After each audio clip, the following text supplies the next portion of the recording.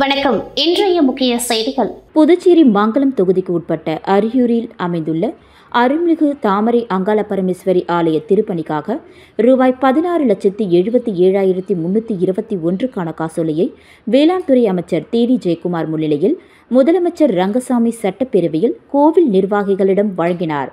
நிகழ்ச்சி துணை மாவட்ட ஆட்சியர் குமரன், கோவில் அறங்காவலர் குழுவினர் மற்றும் கோவில் நிர்வாகிகள் உடன் இருந்தனர்.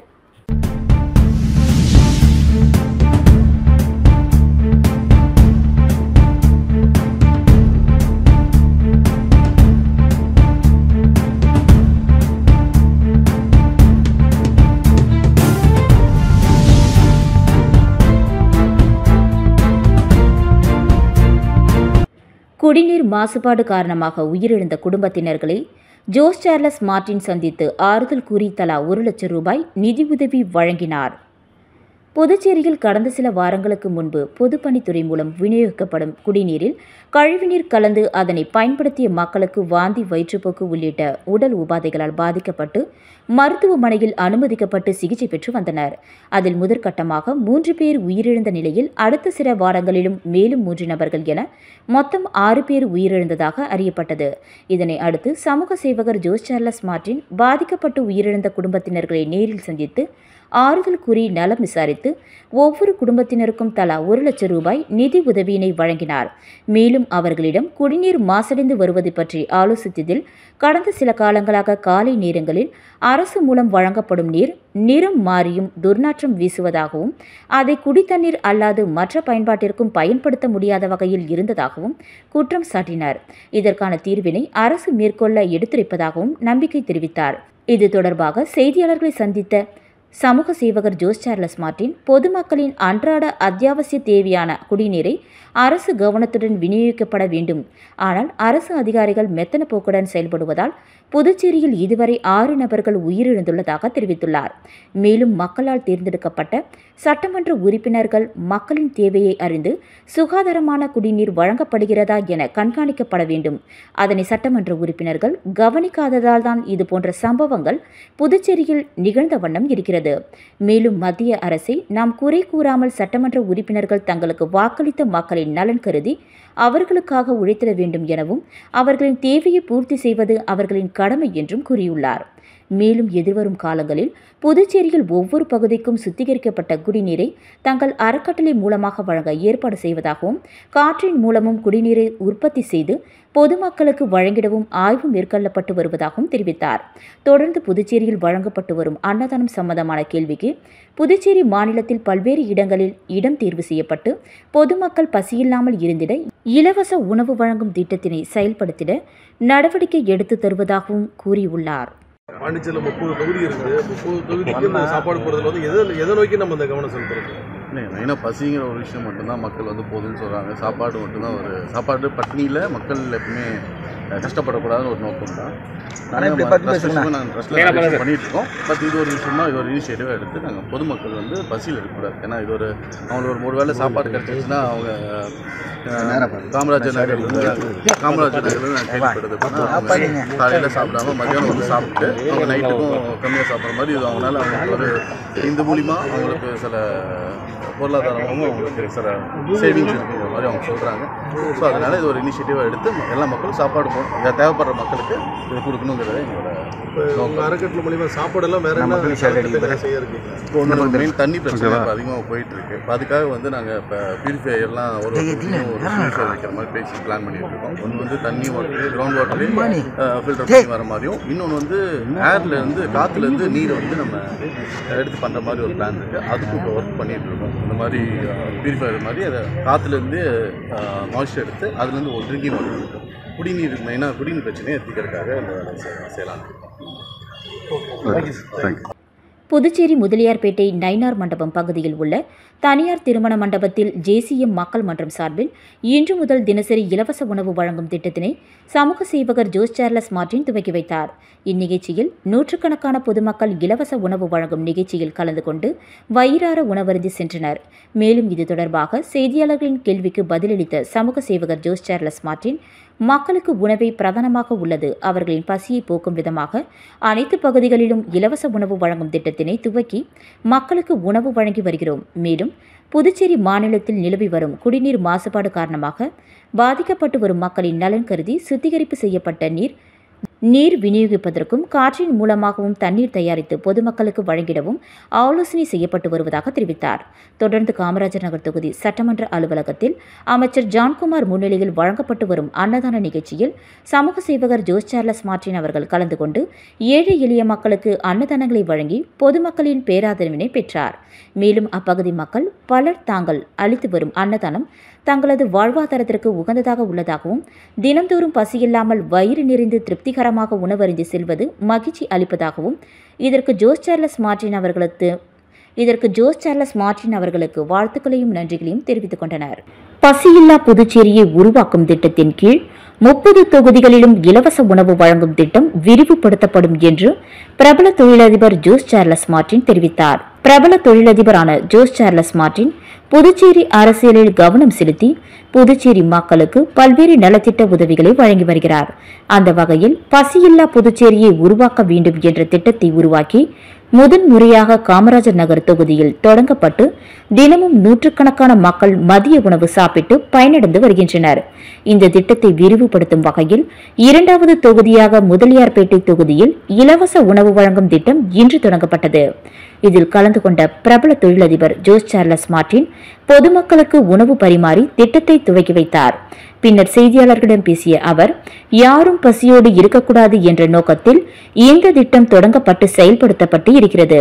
30 தொகுதிக்கும் இந்த திட்டம் விரிவுபடுத்தப்படும் என்றும் குறிப்பிட்ட அவர், சுத்திகரிக்கப்பட்ட குடிநீர் மற்றும் காற்றின் மூலம் குடிநீர் உற்பத்தி செய்யும் திட்டத்தையும் புதுச்சேரியில் செயல்படுத்த உள்ளதாகவும் அவர் தெரிவித்தார். ஒரு ஃபேமிலிக்கு வந்து 10 லட்சம் கொடுத்துருக்காங்க. பேசிக் குடிநீர் இது வந்து ஒரு பொதுமக்களுக்கு இறைவானா கொடுத்த ஒரு இயற்கையாக கொடுத்த விஷயத்த வந்து இன்னைக்கு மக்களுக்கு வந்து ஒரு தண்ணியை கூட கொடுக்க முடியலன்னா இன்னைக்கு எந்த அளவுக்கு நம்ம மோசமாக போயிருக்கோங்கிறது தான் இன்னைக்கு இதை வந்து சுட்டி காட்டக்கூடிய விஷயமா இருக்கு. இதனால தான் இப்போ எங்களை மாதிரி இளைஞர்கள்லாம் இந்த மாதிரி அரசியலுக்கு முன் வந்து இந்த மாதிரி விஷயங்களுக்கெல்லாம் முன்னெடுத்து இந்த இது, ஏன்னா இது எல்லாரும் பயப்படுறாங்க ஒரு வகையில். இந்த மாதிரி இது எப்படி வந்து வெளில சொல்கிறது, அவங்களுக்கு வேலை இருக்குது, அவங்க இதை எப்படி எழுந்து வெளில சொல்லவும் தெரியல. அதனால் இது வந்து முன்னெடுத்து இந்த மாதிரி தைரியமாக நாங்கள் வந்து பேசணுங்கிறது தான் காமராஜர் நகர் தொகுதியில் வந்து சேவை செஞ்சு போகிறீங்க. திடீர்னு உருளையன்பேட்டை திடீர்னு பார்த்தா முதலியார்பேட்டில் சாப்பிட போகிறீங்க. என்னதான் சார் உங்களோட நோக்கம்? அது அரசியல் வந்து கண்டிப்பாக நான் வந்து ஒரு டைம் சொல்கிறேன். அந்த டைமில் ஏற்கனவே நீங்கள் செய்தியாளர் சந்திக்கும் போது பாஜக சீட் கேட்டு காமராஜர் நகர் போட்டி இருக்கு. திடீர்னு இப்போ ஒரு தனியாக ஒரு இயக்கமாக ஆரம்பித்து பண்ணுறதுக்கான நோக்கம் என்ன? பாஜக உங்களை வந்து விரும்பலையா? நீங்கள் தனி அணியாக செயல்பட? எனக்கு என்ன, பொதுவாக எல்லா பாண்டிச்சேரிக்கு எல்லா மக்களுக்கும் செய்யணுங்கிறது என்னோட விருப்பம்.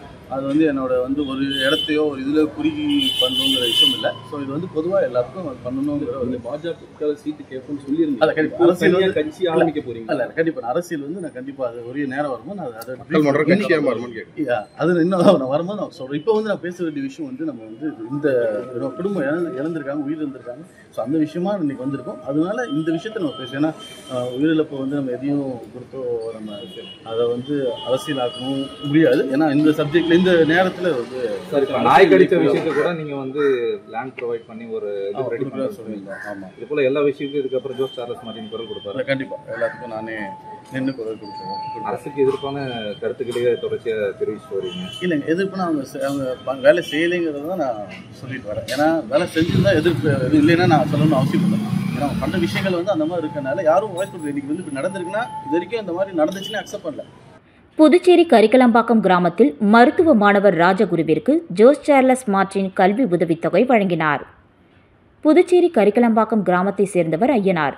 அவரின் இளைய மகன் ராஜகுரு கரிக்கலம்பாக்கத்தில் உள்ள மறைமலை அடிகள் அரசு மேல்நிலைப் பள்ளியில் 1ஆம் வகுப்பு முதல் 12ஆம் வகுப்பு வரை படித்து கடந்த நீட் தேர்வில் 147 மதிப்பெண்கள் பெற்று புதுச்சேரி அரசு பள்ளி மாணவர்களுக்கு 10% சிறப்பு இடஒதுக்கீட்டின் மூலம் தனியார் மருத்துவக் கல்லூரியில் இடம் கிடைத்தது. இதன் மூலம் புதுச்சேரி அரசு சார்பில் 4 லட்சம் கல்வி கட்டணம் செலுத்தும். ஆனால் மாணவருக்கு கல்லூரியில் கூடுதல் கட்டணமாக புத்தக கட்டணம், கிளினிக்கல் கட்டணம், பிஜி கோச்சிங் கட்டணம் உள்ளிட்ட பல்வேறு கட்டணங்களுக்கு போதிய நிதி இல்லாததால் மாணவர் ராஜகுரு பரிதாப நிலைக்கு தள்ளப்பட்டார். மேலும் அவரை படிக்க வைக்க அவரது தந்தை ஐயனார் உடல் ஊனமுற்று வீட்டிலேயே உள்ளதால் மாணவனின் கேள்விக்குறியான நிலையில் ஏழை மாணவனின் கல்வி தொடர ஜோஸ் சார்லஸ் மார்டின் அவர்கள் 1,50,000 ரூபாய் நிதிக்கான காசோலையை மாணவருக்கு வழங்கி பாராட்டி ஊக்குவித்தார்.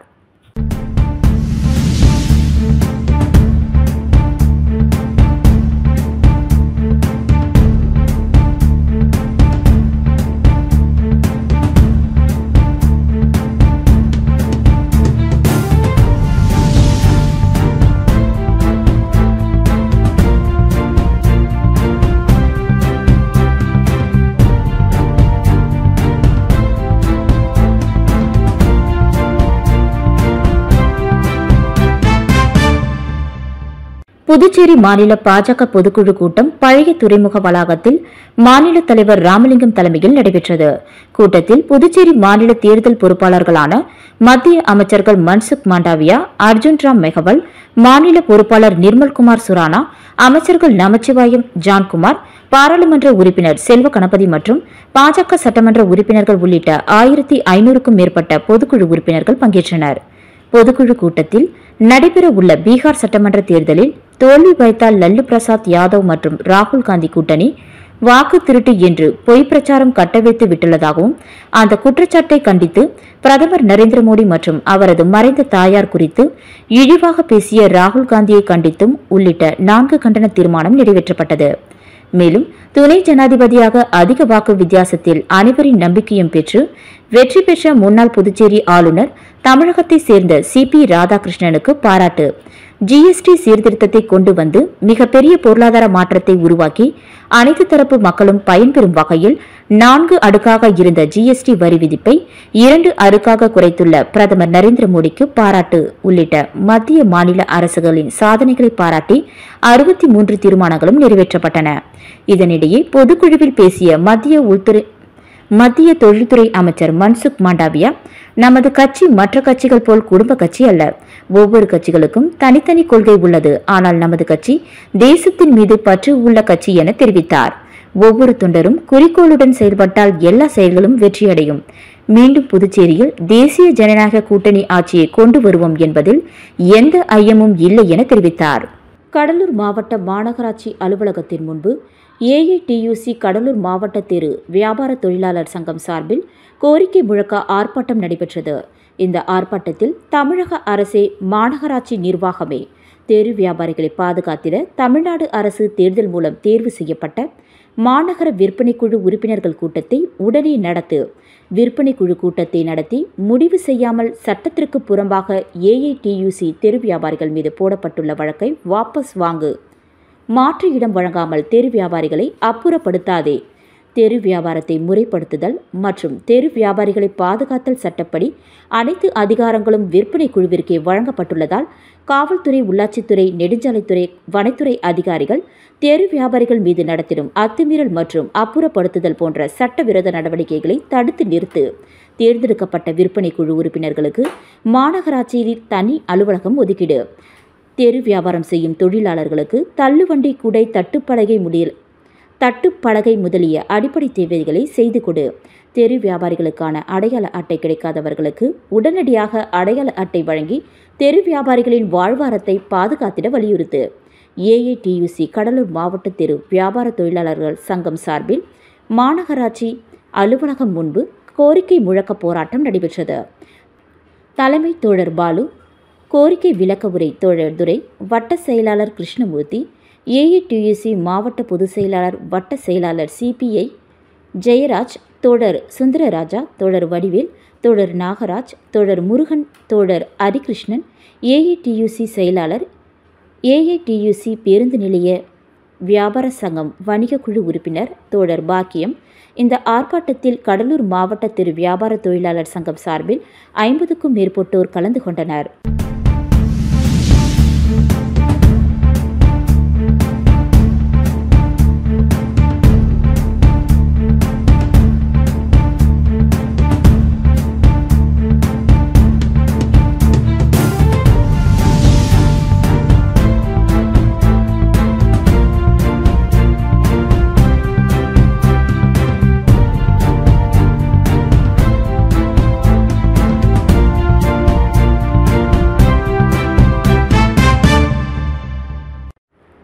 கடலூர் மாவட்டத்தில் இன்று சுதந்திர போராட்ட தியாகி ராமசாமி படையாச்சியார் அவர்களின் 108ஆம் ஆண்டு பிறந்த நாளை முன்னிட்டு கடலூர் மஞ்சக்குப்பம் மைதானத்தில் அமைந்துள்ள அவரது உருவ சிலைக்கு கடலூர் மாவட்ட அதிமுக கட்சி சார்பாக கடலூர் வடக்கு மாவட்ட கழக செயலாளர் முன்னாள் தொழில்துறை அமைச்சர் MC சம்பத், தெற்கு மாவட்ட கழக செயலாளர் முன்னாள் சட்டமன்ற உறுப்பினர் சொரத்தூர் ராஜேந்திரன், கடலூர் கிழக்கு மாவட்ட கழக செயலாளர் சிதம்பரம், சட்டமன்ற உறுப்பினர் பாண்டியன், முன்னாள் நெய்வேலி சட்டமன்ற உறுப்பினர் MBS சிவசுப்பிரமணியம், மாநில எம்ஜிஆர் மன்ற இணை செயலாளர் கார்த்திகேயன் ஆகியோர் ராமசாமி படையாச்சியார் சிலைக்கு மாலை அணிவித்து மரியாதை செலுத்தியதோடு இனிப்புகள் வழங்கினர். இந்த நிகழ்ச்சியில் நிர்வாகிகள் பங்கேற்றனர்.